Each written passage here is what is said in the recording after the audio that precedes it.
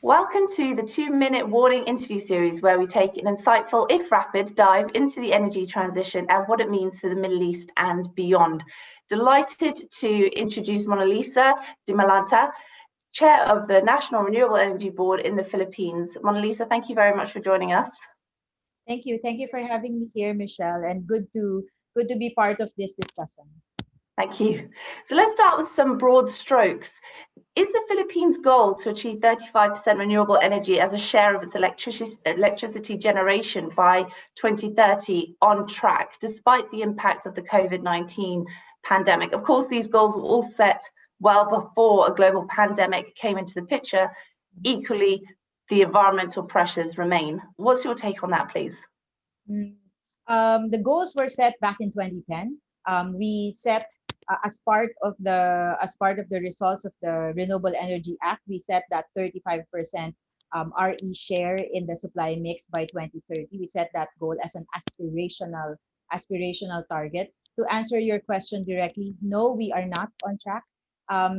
But we were not on track even before the pandemic happened.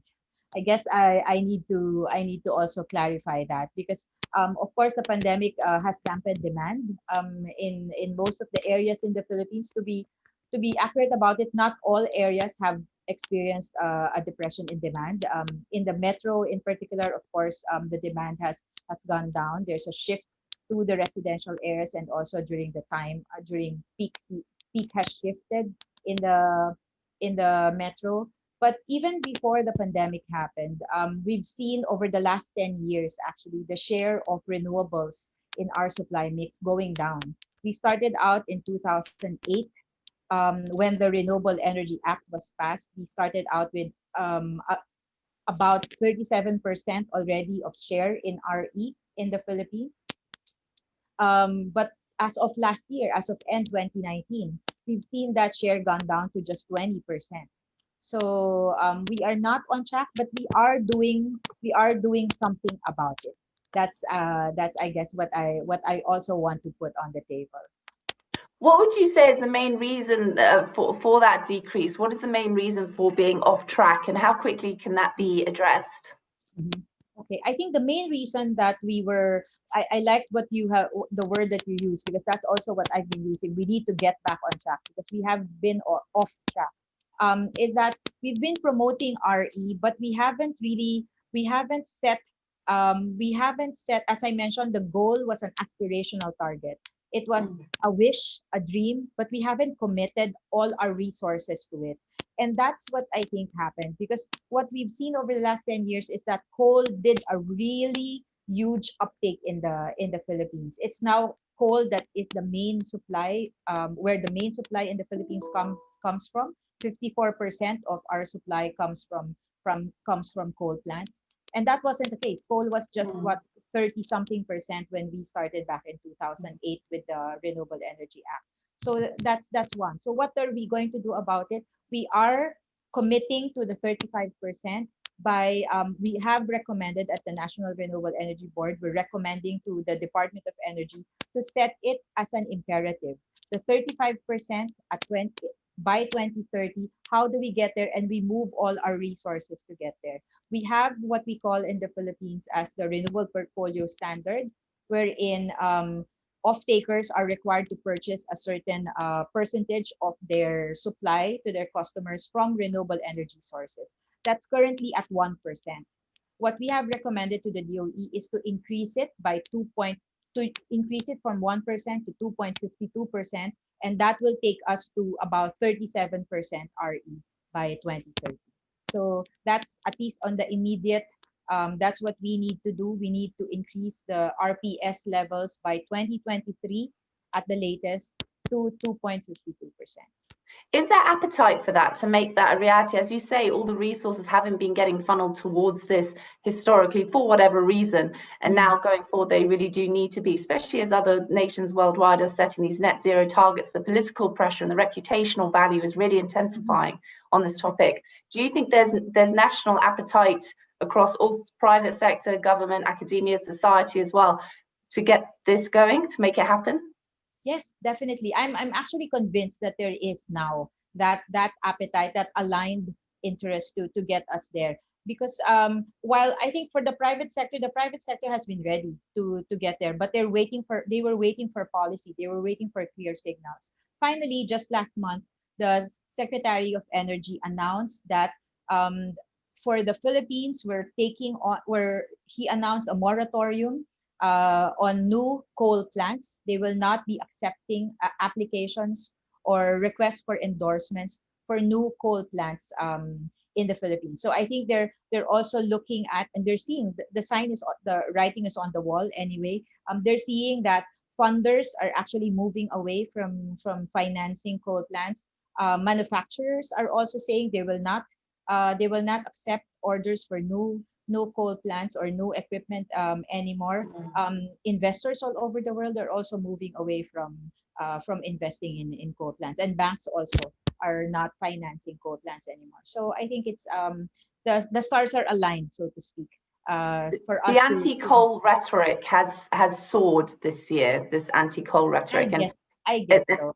Yeah, absolutely, and worldwide as well. We'll see what comes out of China, obviously being the main player in that field, and with its recent 2016 carbon neutral goal, and how that feeds into the broader market, and as you say, how it feeds into the financial incentives and the financial confidence of investors thinking, oh no, we want to stay away from this. And now it's no longer, it's turned into a hot potato. Let's throw it somewhere else, really. What impact do you think that this is going to have on energy dynamics with the Middle East, with Qatar being the world's largest LNG exporter? LNG and gas is seen very much as that greener option to those who've been historically more reliant on coal but can't yet leap all the way to broad and high scale renewables. What's your view there? I think for the Philippines in particular, we're also looking at LNG as what we call our transition fuel. We have indigenous LNG. We have indigenous natural gas in the Philippines. It's coming from an area that actually powers at least 3,000 megawatts of power in the Philippines right now. But that resource is actually depleting. So we need to develop infrastructure so that we can accept LNG delivery, so that these plants that are currently operating on our indigenous natural gas can also shift if we don't find another resource within the Philippines to take over. But what we've seen, especially also in the modeling that we've done for NREV for capacity requirements in the Philippines in the next 20 years, we see LNG taking a significant role, precisely because we need that flexibility in the system. That's one of the drivers actually for the Department of Energy's announcement for moratorium on coal plants, because we don't need inflexibles anymore in the system. We have enough of inflexible generation in the system, but we need our flexible generators. And I think LNG is best placed to play that role also in the market. Along those lines, are you talking about LNG import terminals being built and that being their blueprints to get that going? You just mentioned about we'll pursue that, and see what pops up in the meantime. Perhaps something else will arise. Obviously, these investments are huge, and it takes quite a few years to get that sort of infrastructure into place. How likely is it that the country will take the plunge and pay and wait for an LNG import terminal versus hedging its bets with other renewables? I think the Department of Energy has actually issued, I think, at least 3 permits for LNG, for the development of LNG terminals in the country. So I think that is underway. That reality is also underway. There are investors looking into LNG, and some are big players also. But it's what we are pursuing in the Philippines is that in parallel with the with the development of more renewables in the market, we see them as complementary rather than one instead of the other. We see the system requiring both LNG and more renewables. And how valuable is the Asia-Middle East partnership for renewable energy development, be it talent, technology, finance? We've already touched on, obviously, energy import-export. Well, how important is that relationship? And what would you say should be the top 3, for example, focus areas between the Middle East and the Philippines for the rest of this decade in terms of cooperation? I think definitely financing, of course, is going to be a huge thing. We see as more and more of what we call the big oil move into our pivot to renewables. We would want to benefit from that as well in the Philippines. Technology definitely is something that we can also tap. I think over the decades, there is that I think technology and talent in one basket, because we know that there are a lot of Filipinos, for example, who are also who have worked or are working in the Middle East, and if they can also develop that technology here in the Philippines, that's one thing that we can still we can nurture that exchange of expertise, of experience. One thing also that and I've been looking at this just recently for in terms of what we can propose as new projects or new developments in the RE space is on the area of district cooling, because there is no district cooling facility, for example, in the Philippines yet. Very minimal discussion on it, but I know that the technology is already there in already present in the Middle East. So if that's one thing in terms of technology exchange that we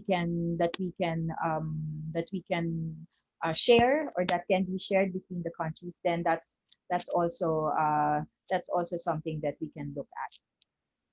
It's interesting, actually, that touches on what the IEA have said about the fact that the vast majority of the technologies that are needed to make decarbonisation a reality worldwide by the Paris Agreement deadline exist already, and the ideas exist already. It's the commercialization and then the cross-border deployment of them as well. Correct. So, as you say, the Middle East has commercialized that technology. They've put in a lot of legwork already, but now it's the next stage is very much for cross-border partnership to try and help benefit the Philippines.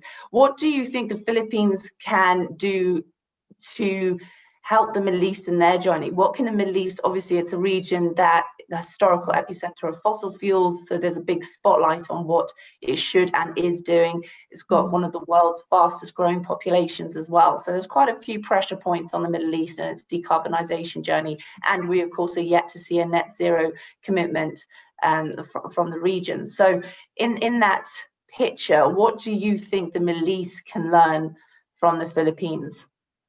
Maybe one lesson we can share is what we have learned over the last 10 years, that if we keep the, you know, the saying that keep your eye on the ball, and maybe for renewable energy advocates, the ball is just increasing RE. But I think what we have learned in the Philippines over the last 10 years when we reviewed it is it's not enough to just keep your eye on the RE ball. The ball is so much bigger. The ball is the entire energy space. In fact, it's society, and you need to take on, and that's what we have realized, maybe the hard way, is we need to take on a whole of society approach in terms of energy transition. It's not enough to just focus on resources and resources alone. How are those resources actually utilized by the sector? And social acceptance is also important, especially for maybe not so for the Middle East, but for us, it's very important that people accept or have that shift also in terms of mindset, because cost is important.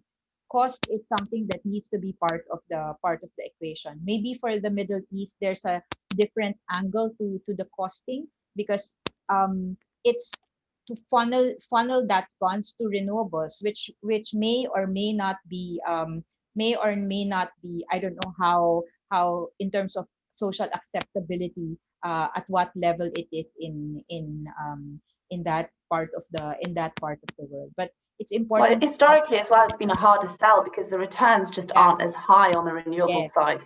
But I think the societal pressure now is intensifying to the point that that's just an accepted part of the deal, and you know the negatives are beginning to outweigh that profitability return anyway. What you just mentioned really touched to me upon the circular carbon economy and this whole idea of everything threading into every other part of the industry, of society, of academia, of products, of manufacturing, the whole picture, it's holistic outlook very much.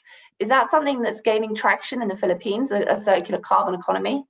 Yes, definitely. Especially as we have, as I mentioned earlier, we've just We've just gotten relief from a series of typhoons in the Philippines. And when you talk about typhoons and when you see the devastation that comes from typhoons, it really makes you introspective, and everyone's just asking themselves, asking each other, how did we get here and how do we get out of here? And the answer is not just one thing. The answer is not just, okay, we shift to RE and everything will just be, will just be perfect and will just be nice. It requires also changes in consumption pattern. It requires changes in the way we operate our industries, in the way we move. Again, that issue of mobility transition is also gaining ground. So I think there is definitely that openness now to talking about these things and accepting that it's not just one thing um, that will solve the problems that we have right now. Are you confident, against the backdrop of everything we've discussed, and now, of course, against this global pandemic and the economic pressure that's been generated by that, as well as everything else, are you confident that we can build back better in 2021 and still be able to hit these Paris Agreement targets? I definitely am confident that we can build back better. Whether or not we meet the targets in the terms of the timelines that have been set, I think I don't know. I leave it to the scientists to decide that and track that. But we definitely should try. I think that's what I can share. I don't know whether we'll get there, but we cannot afford not to try. We cannot afford to just say we won't get there, then maybe not worth doing it anymore. We definitely should try. Excellent. Mona Lisa, thank you so much for joining us today on the 2-Minute Warning interview series. Much appreciated. Thank you very much. Thank you, Michelle. Thanks, everyone.